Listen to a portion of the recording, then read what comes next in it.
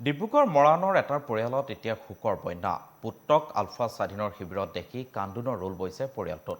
সামাজিক মাধ্যমত প্ৰচাৰ হৈছিল আলফা স্বাধীনৰ কিছু বিহু আৰু বিহুৰ মাজতে পুত্ৰক দেখা পাই উচুপি উঠিল পিতৃ। প্ৰায় এবছৰৰ পূৰ্বে ঘৰৰ পৰা ওলাই গৈছিল যুৱকজন। মোবাইল ভাল কৰিবলৈ যোৱা যুৱকজন ঘূৰি নাহিল আজিলৈকে ঘৰলৈ। মৰাণৰ ২ নং চৰাইবাহী গাঁৱৰ ঘৰ যুৱকজনৰ।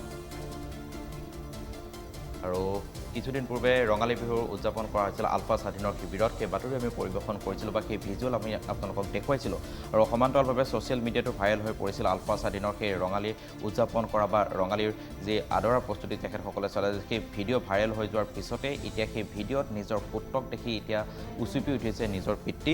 কিয়নো কিছুদিন পূৰ্বে সেই মৰাণৰ পৰিয়ালটোত পুত্ৰগৰাকী দেখিবলৈ পোৱা গৈছিল মোবাইল ভাল কৰিবৰ বাবে ওলাই গৈছিল ঘৰৰ পৰা আৰু আজিলৈ ঘূৰি অহা নাই। আৰু অৱশেষত যি শেহতীয়াভাৱে ৰঙালী বিহু উদযাপন কৰা আলফা শিবিৰৰ পৰা ভিডিঅ' ভাইৰেল হৈছিল ছ'চিয়েল মিডিয়াৰ লগতে বাতৰি শিৰোনাম দখল কৰিছিল, সেই মুহূৰ্তত নিজৰ পুত্ৰক আলফা স্বাধীনৰ শিবিৰত দেখা পাই এতিয়া উচুপি উঠিছে নিজৰ পিতৃ।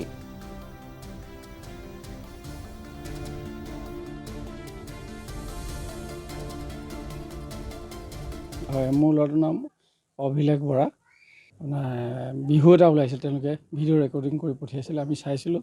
বিশেষকৈ মই প্ৰথমতে পোৱা নাছিলোঁ, বেলেগে মোলৈ খবৰ দি পেলাই ধৰক এনেকুৱা হেৰি এটা আহিছে, চাওকচোন আপোনাৰ ল'ৰাটো হয়, এইটো আমি চিনি পাইছোঁ, এনেকৈ খবৰ দিয়াত ময়ো চালোঁ আৰু টিভিটো বহিলোঁ, টিভিত চাইছোঁ। সঁচাকৈ নিজৰ ল'ৰাটো পোনপটীয়াকৈ চিনি পাওঁ। সঁচাকৈ প্ৰথমবাৰৰ বাবে তাক একেবাৰে মুখখন দেখি আপলোড হৈছোঁ বুলিয়ে ক'ব লাগিব, কাৰণ ল'ৰাটো যিদিনা গৈছিল ধৰক সেইদিনাৰ পৰাই কোনো সংসূত্ৰ নাই, তেওঁ কোনো ঘৰৰ লগত যোগাযোগ নাই, তেওঁকো মানে খা খবৰ দিয়া নাই যে মই আমুকতে জইন কৰিলোঁ বা সংযুক্ত মুক্তি বাহিনীৰ পৰাও যে তেওঁ ইয়াত যোগদান কৰিছেহি, সেইবুলি কোনো আমাক খা খবৰ দিয়া নাই।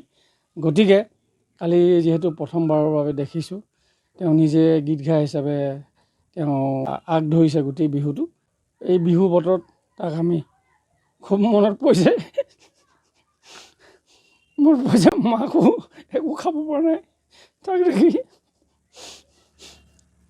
মই আহ্বান জনাম অকল, কাৰণ তেওঁ নৰিয়া গা। মই আগতে কৈছিলোঁ যে মিডিয়াৰ যোগেদি আগতে যেতিয়া গৈছিল তেতিয়া কৈছিলোঁ তেওঁ সম্পূৰ্ণ মেজৰ এটা অপাৰেশ্যন কৰা, তাৰ স্প্লিনটো নাই, তাৰ দুৰ্ঘটনাতেই পতিত হৈ তাৰ স্প্লিন এটা উলিয়াবলগীয়া হ'ল। এতিয়াও সি অসুস্থ শৰীৰে তাত গুচি গ'লগৈ।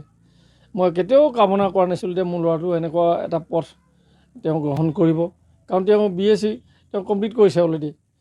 কোনো মাক দেউতাকে এজন BSc পাছ কৰালে বা কোনো মাক দেউতাকে হয়তো মোৰ দৰে মাক দেউতাকে হয়তো এনেকুৱা এটা পন্থা, এনেকুৱা এটা মানে কষ্টকৰ এটা জীৱন বাছি ল'ব বুলি মই ভবা নাছিলোঁ বা কোনো মাক দেউতাকেও নেভাবে।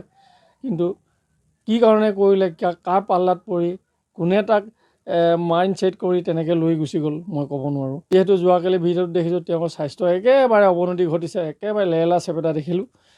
ল'ৰাটো শুকাই খিনাই গৈছে।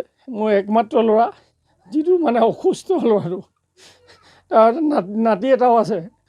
গতিকে মই ভাবিছোঁ যে তেওঁক পঠিয়াই দিয়ক, তেখেতে চিন্তা কৰি। তেখেতৰ স্বাস্থ্যটো ভাল নোহোৱাৰ কাৰণে মোৰো নৰিয়া গা, মোৰ মাজে মাজে নৰিয়া হৈ থাকে। গতিকে এই ল'ৰাটো উঠি আহিছে, কাইলৈ পৰহিলৈ স্কুল দিবলৈ হ'ল। তাৰ স্কুল দিয়াৰ এতিয়া মা দেউতা পাপা বুলি কৈ থাকে। পাপা ক'লৈ গ'ল বুলি সুধি থাকে নহ'ব ল'ৰাটোৱে। মোৰ আজি বিহু আহিছে, মোৰ ভাল লগা নাই, মোক এতিয়াও ভাল লগা নাই। ভতিজাহঁতে যিহেতু আমাৰ পৰম্পৰা অনুসৰি সৰুৱে ডাঙৰক যিহেতু সেৱা সন্মান কৰে ৰঙালী বিহুত, গতিকে সেই সময়ত সকলোৱে মোক ভৰি হাত ধৰিছেহি, সেৱা গ্ৰহণ কৰিছে। সেই সময়ত মই আৰু ৰ'ব পৰা নাই, মানে কান্দি কান্দি আমি কি বুলি প্ৰকাশ কৰিম বাৰু কওকচোন। ল'ৰাটো যেন মই আহিব পদূলি মুখলৈ চাই থাকোঁতে